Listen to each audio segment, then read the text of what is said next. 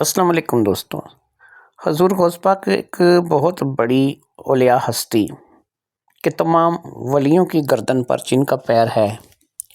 جن کے بارے میں بہت سے قصے آپ نے پہلے بھی سن رکھے ہوں گے۔ ان کے قصوں میں ایک بڑا ہی مشہور قصہ جو ہے وہ آپ لوگوں کو سنایا جاتا ہے کہ 11-12 سال سے ڈوبی ہوئی ایک کشتی جو کہ ایک دریا میں ڈوب گئی، وہ انہوں نے اپنی ایک نگاہ کرم سے، اپنی کرامت سے دوبارہ جو ہے اس دریا سے پوری بارات کے سمیت جو ہے انہوں نے برآمد کرا لی تھی۔ لیکن آپ لوگوں کو شاید یہ پتہ نہیں ہوگا، بہت کم لوگ اس بات کو جانتے ہوں گے کہ وہ جو بارات تھی وہ کس دولہے کی تھی اور وہ جو دولہا تھا وہ کون تھا۔ آج کے قصے میں ہم آپ کو اسی دولہے سے متعارف کروائیں گے، وہی دولہا جو ہے وہ آپ کو بتائیں گے، اور یہ سارا واقعہ کس طریقے سے پیش آیا یہ بھی آپ کو بتائیں گے۔ اگر آپ لوگوں نے اس واقعے کو آج سے پہلے نہیں سنا تو انشاءاللہ تعالی یہ آپ لوگوں کے لیے ایک اسلامی معلومات جو ہے وہ کہانی ہوگی، ایک اسلامی معلوماتی ویڈیو ہوگی۔ انشاءاللہ تعالی امید ہے کہ آپ اس پورے واقعے کو سنیں گے۔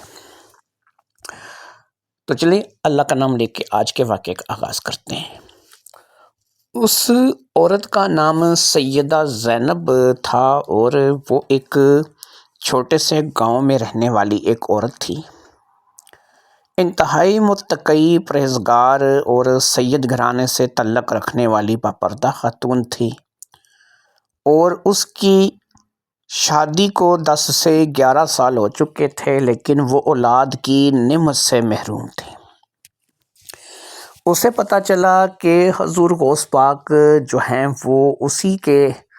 اس گاؤں میں جہاں پر وہ رہتی ہے وہاں سے کچھ ہی فاصلے پر ایک جگہ پر اپنا آستانہ بنائے ہوئے ہیں، اور وہاں پر وہ جلوہ افروز ہیں۔ تو اس کے دل میں یہ اشتیاق پیدا ہوا کہ وہ حضور غوث پاک سے جا کے ملاقات کرے اور ان سے اس بات کی درخواست کرے کہ وہ اللہ پاک سے دعا کریں کہ وہ عورت جو ہے وہ صاحب اولاد ہو جائے۔ جب اس عورت جس کا نام زینب تھا، سیدہ زینب بی بی،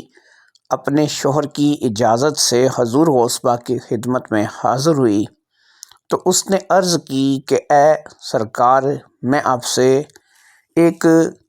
بچے کے لیے دعا کروانے آئی ہوں کہ آپ مجھے دعا دیں کہ مجھے اللہ پاک اولاد جیسی نعمت عطا فرمائے۔ آپ نے اس عورت کو کہا کہ ایسا ہے کہ میں تمہیں دعا تو دیتا ہوں، لیکن ایک شرط ہے کہ جس شرط پر تمہیں جو میں یہ دعا دوں گا کہ یہ جو بھی تمہارا بیٹا ہوگا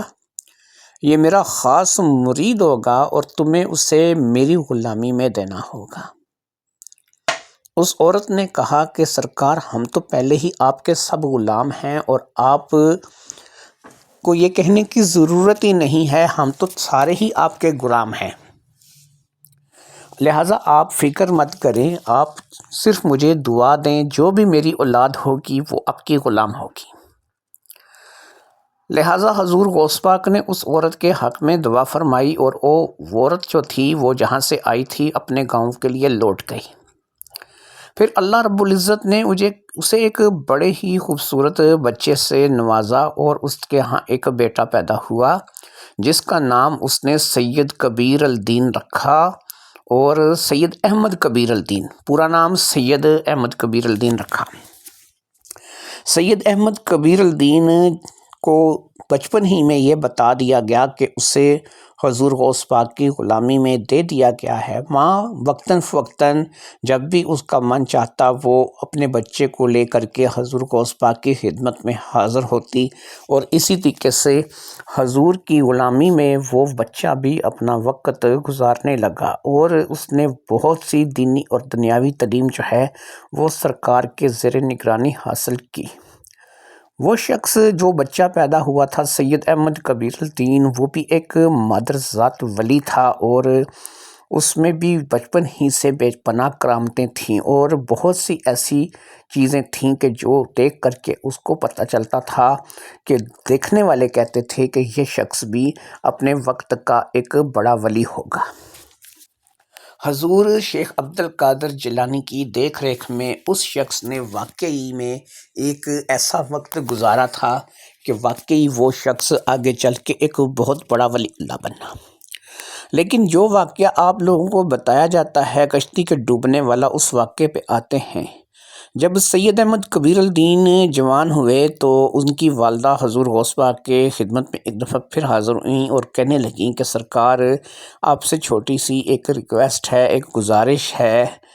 کہ میں اپنے بچے کی شادی کرنے جا رہی ہوں اور آپ نے جو ہے وہ مجھے اس کے لیے دعا دینی ہے، اور میں اپنے بچے کی شادی جو ہے وہ فلاں گاؤں میں فلاں لڑکی سے کرنے جا رہی ہوں۔ حضور نے کہا کہ ٹھیک ہے، تم اس لڑکی کے ساتھ شادی کرو، لیکن جب تم بارات لے کر کے جانا ایک دفعہ مجھ سے مل کر جانا، اور میرے ساتھ جو ہے وہ مجھ سے ملنا، اور میرے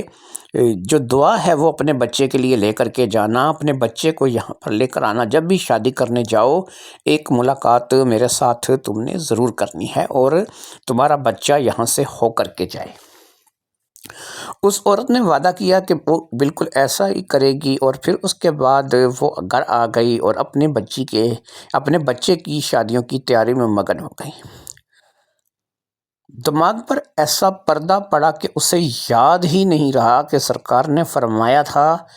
کہ ان کے آستانے سے ہو کر تم نے بارات لے کر کے جانی ہے۔ اس لیے وہ اس بات کو بھول گئی اور بارات لے کر کے چلی گئی۔ جب وہ دوسرے گاؤں گئی، راستے میں ایک دریا آتا تھا جہاں سے کشتی میں بیٹھ کر کے دریا پار کرنا پڑتا تھا۔ جاتے وقت تو یہ بارات چلی گئی، پھر جب وہ وہاں پر پہنچے نکاح ہو گیا، اور اس سید زادی کو بھی لے کر کے وہ دوبارہ کشتی میں بیٹھ کر کے واپسی کے لیے آئے، تو راستے سمندر میں یاد آیا کہ سرکار نے کہا تھا کہ اگر بچے کی بارات لے کر کے جاؤ تو میرے پاس سے ہو کر کے جانا۔ ادھر اس بات کا خیال آیا، ادھر وہ کشتی جو ہے وہ پانی میں غوطے کھانے لگی، اور دریا میں طوفان تھا کہ وہ کہے کہ میں آج ہی آج ہوں، اور پھر دریا میں ایسا طوفان آیا کہ وہ کشتی اس دریا میں اپنی تمام سواروں کے ساتھ ڈوب گئی، جس میں سید احمد کبیر الدین اور ان کی بیگم اور اس کے ساتھ جتنے بھی لوگ تھے وہ سارے اس کشتی میں سوار تھے۔ وہ سارے کشتی میں ڈوب گئے۔ اب ایک یہ عورت تھی کہ جو ایک تختے پہ بیٹھ کر کے اس پانی سے بچ نکلی۔ یہ ایک لکڑی کا تختہ تھا کہ جو اسی کشتی میں کہیں پڑا تھا، اور اسے اس وقت نظر آ گیا کہ جب کشتی طوفان میں غوطے کھا رہی تھی، اس نے اللہ کا نام لے کر کے اس تختے کو پانی میں ڈال دیا اور خود اس تختے پر چڑھ گئی۔ اسے اس وقت یہ ہوش نہیں تھی کہ یہ کسی اور کو اس تختے پر بٹھاتی، اور اس وقت اگر یہ کسی کو بٹھانے کی کوشش بھی کرتی تو ایسا ممکن نہیں تھا، لہٰذا بہتر یہی تھا کہ یہ خود اپنی جان بچا کر کے یہاں سے نکل جائے۔ اور وہی ہوا کہ وہ پانی جب تک اترا اور پانی جب تک اپنی نارمل سپیڈ میں آیا، اس وقت تک یہ کہیں کی کہیں پہنچ چکی تھی، اور پیچھے کشتی اور کشتی کے سارے سوار جو تھے وہ ڈوب چکے تھے۔ جب یہ کنارے آ کر کے لگی تو یہ وہاں سے باہر نکل آئی، یہ اپنے گاؤں کی سرزمین پر قدم رکھ چکی تھی، واپس آ چکی تھی۔ اس نے پیچھے مڑ کر دیکھا تو دور دور تک کشتی کا نام و نشان تک نہیں تھا، نہ ہی باراتی تھے، نہ ہی لوگ تھے، نہ ہی جو ہے وہ اس کی جو ہے بہو تھی، اور نہ ہی خود اس کا بیٹا سید احمد کبیر الدین تھا۔ لہٰذا یہ عورت بے حد پریشان ہوئی، اور اسی حالت میں یہ عورت حضور غوث پاک کی خدمت میں حاضر ہوئی اور فرمایا کہ سرکار، اتنی چھوٹی سی بھول کی اتنی بڑی سزا تو مت دے، لہٰذا مجھے جو ہے وہ میرا بچہ، میری بہو اور تمام لوگ واپس چاہیے۔ سرکار نے فرمایا کہ چلی جاؤ، وہیں پر اس دریا کے کنارے بیٹھ کر کے اب اس بھول کی جو تم نے جو بھول کی ہے اس کو سدھارو، اور 11 سال تک تمہیں وہاں پر بیٹھ کر کے اپنے بچے کی، اپنی اس برات کی، اپنے لوگوں کی سلامتی مانگنی ہے، اور 11 سال کے بعد جو ہے وہ تمہاری جو یہ کشتی ڈوبی ہے یہ پھر سے دوبارہ آئے گی۔ وہ عورت چلی گئی اور اس نے وہاں پر جا کر کے اپنا ایک حجرہ بنا لیا، اور اس حجرے میں بیٹھ کر کے وہ دن رات عبادت کرنے لگی، اور وہ اپنی ہر نماز میں، ہر نفل میں، ہر جگہ یہی دعا مانگتی کہ یا باری تعالیٰ یہ جو کشتی مجھے ڈوب گئی ہے اور یہ جو میرے لوگ ڈوب گئے ہیں مجھے ان کو دوبارہ عطا کر۔ 11 سال گزر جانے کے بعد حضور غوث پاک جو ہے وہ ایک دن اس طرف جا نکلے۔ پھر انہوں نے اس عورت کو دیکھا اور اس عورت سے پوچھا کہ سناؤ کیا کہتی ہو؟ تو اس نے کہا سرکار مجھے 11 سال ہو گئے ہیں اپنے بچے کی سلامتی کی دعائیں کرتے، ان تمام براتیوں کی سلامتی کی دعائیں کرتے، اپنے بہو کی سلامتی کی دعائیں کرتے۔ تو سرکار نے کہا کہ ٹھیک ہے، میں نے تمہیں جو کہا تھا تم نے وہ پورا کیا، اور تمہاری بھول جو تم نے کی تھی تم نے اسے سدھار لیا ہے، اس لیے اب یہ کشتی تمہیں واپس مل جائے گی۔ یہ کہہ کر سرکار نے پانی کی طرف ایک نگاہ کی، اور پانی سے ایک عجیب سی لہر اٹھ کر کے پورے دریا میں پھیل گئی۔ دیکھتے ہی دیکھتے وہی کشتی پانی سے نمودار ہوئی، وہی باراتی پانی سے نمودار ہوئے، اور وہ کشتی جو ہے وہ کنارے کی طرف بڑھنے لگی، اور پھر تھوڑی ہی دیر میں وہ کشتی کنارے آ لگی۔ یہاں پر حضور غوث پاک نے سب کو دعا دی، اور وہ عورت جو تھی وہ اپنے بچوں کو لے کر کے اپنے گھر چلی گئی، اور اس طریقے سے سید احمد کبیر الدین جن کو شاہ دولہ، یہ بعد میں بدل کے جو ہے نا ہم لوگوں نے جو ہے بگاڑ دیا، یہ شاہ دولہ کر دیا۔ یہ شاہ دولہ نہیں ہے، یہ شاہ دولہ ہے، شاہ دولہ ولی دریائی۔ اب آپ دیکھیں کہ یہ نام سے آپ کو پتہ چل جاتا ہے شاہ دولہ ولی دریائی، یعنی کہ شاہ دولہ کہ وہ دولہ جو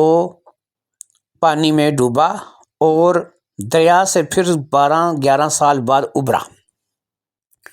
تو یہ وہ کرامت ہے جو کہ حضور غوث پاک کی بڑی کرامت ایک سمجھی جاتی ہے، اور پھر شاہ دولہ ولی دریائی واقعی وقت کے بہت بڑے ولی خود ہوئے۔ ان کا ایک ہے دم دم سلطان سید احمد کبیر، 700 بلا قلعہ بے زنجیر، نہ قلعہ ٹوٹے نہ بلا چھٹے، او کم چنگے جڑا اللہ پاک کرے۔ یہ ان کا ایک ایسا ہے۔ ان کا دربار جو ہے وہ گجرات پاکستان میں ہے، اور شاہ دولہ سے بگڑ کر کے شاہ دولہ ہو چکا ہے، اور وہاں پر باقاعدہ جو ہے وہ لوگ حاضری دیتے ہیں اور اپنے من کی مرادیں جو ہے وہ پاتے ہیں۔ حضور غوث پاک کے یہ مرید ہیں، اور حضور غوث پاک کی خصوصی دیکھ ریکھ میں ان کی بچپن، ان کی جوانی گزری ہے، اور ان کی والدہ جو ہیں وہ بھی آپ کی مرید تھیں، اور انہوں نے جو بھی علم تعلیم جو بھی چیز حاصل کی ہے وہ حضور غوث پاک سے حاصل کی ہے۔ ان کی زندگی میں ویسے تو بے شمار واقعات ہیں، لیکن آپ کو ان کا ایک واقعہ جو ہے وہ ہم سنانے جا رہے ہیں تاکہ آپ کو سید احمد کبیر جو کہ سلطان ہیں، اور اچھا ان کو بڑے لقب ہیں، شاید سلطان الہند بھی کسی نے ان کو لقب دیا ہے، لیکن سلطان الہند پہ لقب پہ اعتراض ہے، کیونکہ سلطان الہند کا جو لقب ہے یہ ایک اور شخصیت کو بھی ہے جن کو خواجہ غریب نواز کہا جاتا ہے۔ تو اس لیے ان کے بارے میں ایک بڑی ہی مشہور روایت ہے۔ ان کا ایک مرید تھا، وہ ایک عورت سے شادی کر بیٹھا، اور اس عورت اور اس کے درمیان کوئی ایسا ناچاکی کا مسئلہ پیش آیا کہ اس نے کہا کہ میری عورت کا کردار جو ہے وہ درست نہیں ہے۔ وہ عورت اور وہ شخص دونوں ہی سلطان سید احمد کبیر کے ہاں پیش ہوئے، اور انہوں نے کہا کہ جناب ایسا ہے کہ مجھے شک ہے کہ میری عورت کا کردار ٹھیک نہیں ہے۔ وہ عورت کہنے لگی کہ نہیں سرکار، میرا شوہر جو ہے یہ مجھ پہ خام خواہ شک کرتا ہے، میرا کردار ٹھیک ہے اور میں نے اپنے شوہر سے آج تک کبھی بے وفائی نہیں کی ہے۔ اس بات کو لے کر کے سلطان سید احمد کبیر نے فرمایا کہ آپ ایسا کرو کہ آپ دونوں جو ہے وہ ایک ایک رات یہاں پر میرے پاس گزارو، یہاں جو میرا حجرہ ہے یہاں پر آپ ایک ایک رات گزارو، ایک رات کے لیے میاں یہاں پر رہے گا اور ایک رات کے لیے بیوی یہاں پر رہے گی۔ اگر تو بیوی سچ بول رہی ہوگی تو یہ اس رات کے گزر جانے کے بعد پتہ چل جائے گا، اور اگر میاں سچ بول رہا ہوگا تو تب بھی اس رات کے گزر جانے کے بعد پتہ چل جائے گا۔ دونوں میاں بیوی اس بات کے لیے آمادہ ہو گئے اور یہ طے پایا کہ پہلے شوہر جو ہے وہ رات گزارے گا اور اس کے بعد جو ہے وہ بیوی اس حجرے میں رات گزارے گی۔ سرکار کے پاس کافی جگہ تھی اور وہاں پہ ان کا ایک بہت بڑا حجرہ تھا جہاں پہ علیحدہ کمرے موجود تھے، اور انہی حجروں میں سے ایک حجرہ جو تھا وہ اس بندے کو دے دیا گیا جس نے وہ رات وہاں پر گزارنی تھی۔ وہ بندہ اس رات اس حجرے میں سو گیا اور اسے کسی قسم کی کوئی پریشانی جو ہے وہ دیکھنے اور سننے کو نہ ملی۔ اگلے دن وہ صبح بیدار ہوا اور بیدار ہونے کے بعد وہ سرکار کی خدمت میں حاضر ہوا۔ سرکار نے اسے دعا دی اور سرکار کی دعا لے کر کے وہ اپنے گھر کے لیے روانہ ہو گیا۔ جب وہ اپنے گھر پہنچا اور اس نے اپنی بیوی سے اپنا حال احوال بیان کیا تو اس کی بیوی کہنے لگی تھی، لو یہ کون سی مشکل بات ہے، تم اگر سو کر کے وہاں پہ آ گئے ہو اور تم نے حجرے میں رات گزاری ہے تو میرے لیے بھی یہ کوئی پریشانی کی بات نہیں ہے۔ آج کی رات اگر وہاں پر مجھے رہنا ہے تو میں چلی جاؤں گی اور میں وہاں پر اپنا وقت گزار کے آؤں گی۔ اگر تم اپنی بات میں سچے ہو تو میں بھی اپنی بات میں جھوٹی نہیں ہوں، تم خام خام مجھ پر شک کر رہے ہو اور تمہارا جو شک ہے یہ بے بنیاد ہے، یہ میں انشاءاللہ آج تم سے ثابت کر دوں گی۔ یہ کہہ کر کے وہ پورے اعتماد کے ساتھ وہاں سے آنے کی تیاری کرنے لگی۔ اب تو شوہر کو بھی ایسا لگنے لگا کہ یہ ٹھیک کہہ رہی ہے، مجھے واقعی میں بے بنیاد شک ہے۔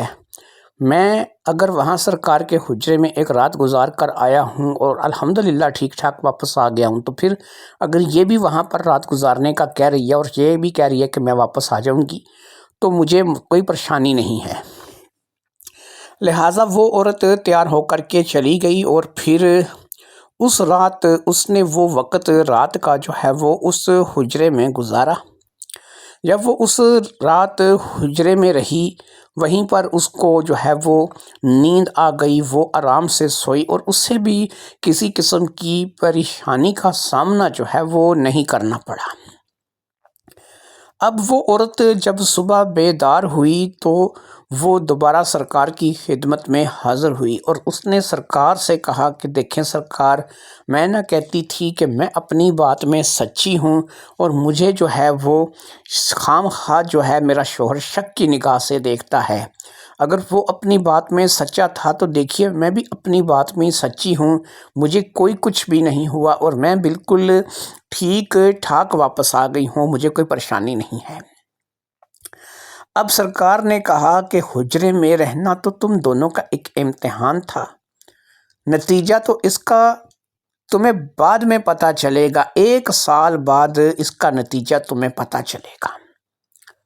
اب اس عورت نے کہا کہ 1 سال بعد مجھے اس کا کیا نتیجہ پتہ چلے گا، سرکار مجھے تھوڑا سا بتا دیجئے۔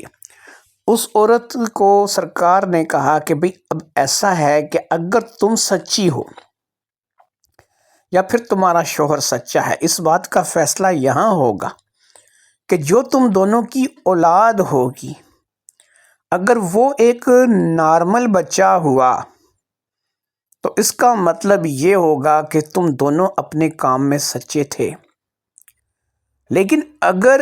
ایک ایسا بچہ پیدا ہوا کہ جو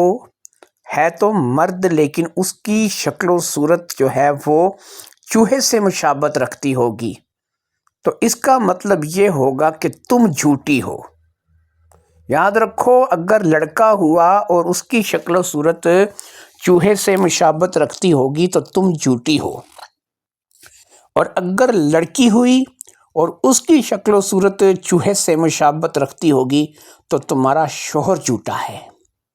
لیکن اگر تم دونوں کا بچہ بالکل ایک نارمل انسان کی طرح ہوا اور اسے کوئی اس کی مشابہت جو ہے وہ کسی چوہے کے ساتھ یا پھر اس کی ایسی شکل نہیں ہوگی کہ جیسے وہ کوئی چوہا ہے، تو پھر اس کا مطلب یہ ہوگا کہ تم دونوں سچے ہو اور تم دونوں نے ایسے ہی ایک دوسرے پر بے بنیاد شک کیا ہے۔ لہٰذا وہ عورت وہاں سے چلی آئی اور اب وقت گزرنے لگا، اور اس وقت کے گزرنے کے ساتھ ساتھ دونوں ہی میاں بیوی کو اب ایک دوسرے کو دیکھ دیکھ کر اس بات کا ہوتا تھا کہ ہم لوگ اس حجرے میں رات تو گزار آئے ہیں، اگر ہمارے ہاں اولاد ہوئی، اگر لڑکا ہوا اور اس کی شکل چوہے جیسی ہوئی تو بیوی جھوٹی ہے، اور اگر لڑکی ہوئی اور اس کی شکل چوہے جیسی ہوئی تو شوہر جھوٹا ہے، اور اگر نارمل بچہ پیدا ہوا تو پھر وہ دونوں ہی اپنی اپنی جگہ سچے ہیں۔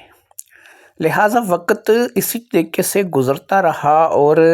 پھر ان کو اللہ تعالیٰ نے ایک عدد بچے سے نوازا جو کہ ایک لڑکا تھا،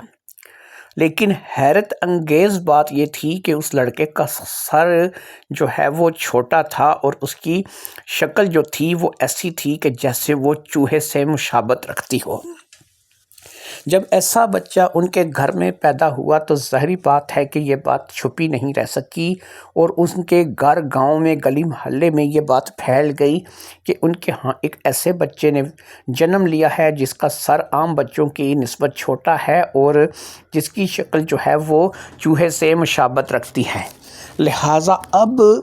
اس لڑکے کو لے کر کے دونوں میاں بیوی روتے پیٹتے سرکار کی خدمت میں حاضر ہوئے اور سرکار کو فرمایا کہ سرکار یہ کیا ہو گیا ہے اور یہ بچہ اس طریقے کا کیوں ہوا ہے۔ اب سرکار نے کہا میں نہ کہتا تھا کہ اگر یہ عورت جھوٹی ہوگی تو بچہ ایسا ہوگا، تمہیں یہ بات اس حجرے میں رات گزارنے سے پہلی سوچنے چاہیے تھی اور تم اپنی غلطی کا اقبال کر لیتی اور اپنے شوہر کے ساتھ ہنسی خوشی گھر چلی جاتی، تو تمہیں اللہ ایک نارمل بیٹا دیتا جس کے تمہاری زندگی میں تمہارا سہارا بنتا۔ اب تم یہ بتاؤ کہ کیا واقعی ہی میں تم جو ہے وہ جھوٹی تھی اور تمہارا شوہر سچا تھا؟ اس عورت نے اس بات کا اقبال کیا اور اس نے کہا کہ ہاں واقعی میں میرا شوہر سچا تھا، یہ مجھ پہ صحیح شک کرتا تھا اور میں ہی جو تھی وہ جھوٹی تھی اور میں جو ہے وہ اس کی امیدوں پر پوری نہیں اتری۔ اب سرکار نے اس کے شوہر سے کہا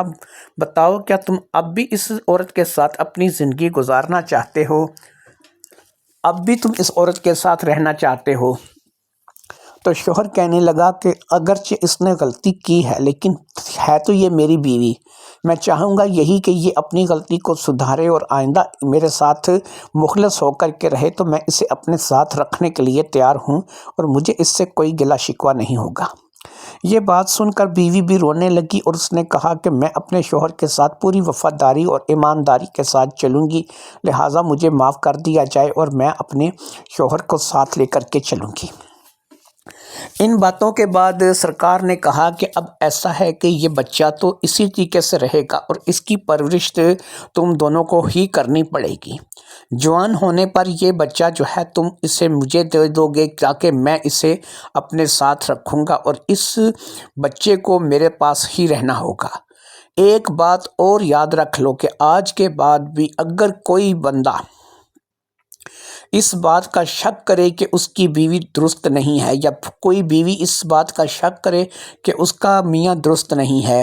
تو میرے اس حجرے میں سونے والا کوئی بھی شخص ایسا نہیں ہوگا کہ جس سے ایسی اولاد نہیں ملے گی، اور اگر کوئی دور ہے وہ میرے حجرے تک نہیں پہنچ سکتا تو وہ صرف اس بات کا ارادہ کر کے اپنے گھر میں بھی سو جائے کہ اگر میں سچا ہوں تو میری اولاد جو ہے وہ اس طریقے سے ہو جائے، اگر میری بیوی سچی ہے تو پھر اولاد اس طریقے سے ہو جائے، تو یقین کرو کہ اگر وہ اپنے گھر میں بھی اس بات کو لے کر کے سوئیں گے اور ایک دوسرے پر ان کا شک ہوگا تو ان کے ہاں بھی ایسی اولاد پیدا ہوگی۔ اگر بچہ پیدا ہوگا اور اس کی شکل ایسی ہوگی تو عورت جھوٹی ہوگی، اور اگر بچی پیدا ہوگی اور اس کی شکل ایسی ہوگی تو پھر مرد جھوٹا ہوگا۔ لہٰذا اس کے بعد ایک سلسلہ چل نکلا، اور وہ سلسلہ یہ تھا کہ بہت سے لوگ جو ہے وہ صرف آزمانے کی نیت سے ایسے کام کرنے لگے۔ جن شوہروں کو اپنی بیویوں کے اوپر شک تھا انہوں نے بھی اس چیز کی ٹھان لی، اور جن بیویوں کو اپنے شوہر کے اوپر شک تھا انہوں نے بھی یہی کام کرنا شروع کر دیا۔ اس طریقے سے بہت سے گھروں میں ایسی اولاد پیدا ہوئی کہ جو دکھنے میں انسان کی طرح تھی، لیکن ان کی شکل تھوڑی سی عجیب ہوتی تھی، سر چھوٹے ہوتے تھے اور وہ چوہے کی طرح ہوتے تھے۔ وہ بچے بڑے ہونے پر سرکار کے ہاں لے جایا جاتا تھا اور ان کو سرکار کے حوالے کر دیا جاتا تھا۔ جب ان بچوں کی زندگی کا وقت پورا ہو جاتا تھا تو اسی حجرے والے کمرے میں لے جا کر اس بچے کو چھوڑ دیا جاتا تھا، اور وہ اس حجرے سے خود بخود غائب ہو جاتا تھا۔ اس کی قبر نہیں بنتی تھی، اس کو کون لے جاتا تھا، وہ کہاں چلا جاتا تھا، اس بات کے بارے میں کسی کو پتہ نہیں تھا۔ یہ بھی سرکار کی ایک بڑی کرامتوں میں سے کرامت تھی۔ حضور غوث پاک کی کرامت یہ تھی کہ انہوں نے سید احمد کبیر الدین کو وہ کشتی جو ہے وہ جس میں ڈوب گئے تھے، وہ کشتی دوبارہ اپنی نگاہ کرم سے جو ہے وہ پانی سے نکال دی اور وہ شاہ دولہ ولی دریائی بنے۔ اور ان کی کرامت یہ تھی کہ جو کوئی بھی شخص اپنے بیوی بچوں پر شک کرتا تھا تو اس کے ساتھ اس کی اولاد ایسی ہو جاتی تھی، اور وہ اولاد جو ہے وہ سرکار کے پاس بیچ دی جاتی تھی۔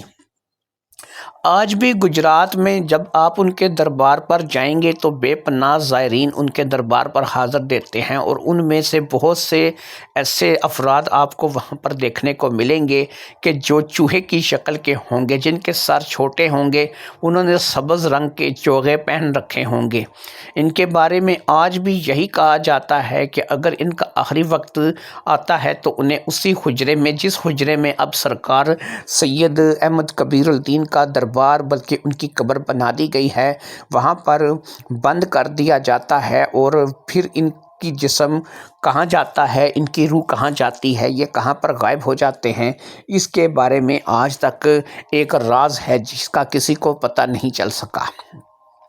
یہ اس ولی کی ایک ایسی زندہ کرامت ہے جو کہ ان کے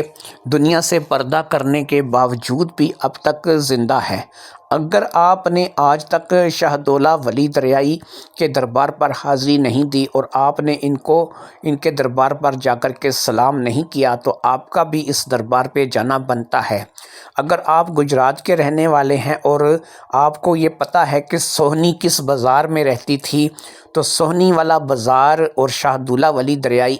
یہ دونوں چیزیں ایک دوسرے کے ساتھ ساتھ ہی موجود ہیں۔ تو لہٰذا یہ سوہنی، جس سوہنی کے بارے میں ذکر کیا جا رہا ہے، یہ سوہنی مہیوال والی اصلی سوہنی ہے جو کہ کچے گھڑے پر تیر کر کے ڈوب گئی تھی، اور اس کو چناب میں جو ہے وہ غرق ہونا پڑا تھا، اور مہیوال بھی چناب میں ڈوب کر کے ہلاک ہوا تھا۔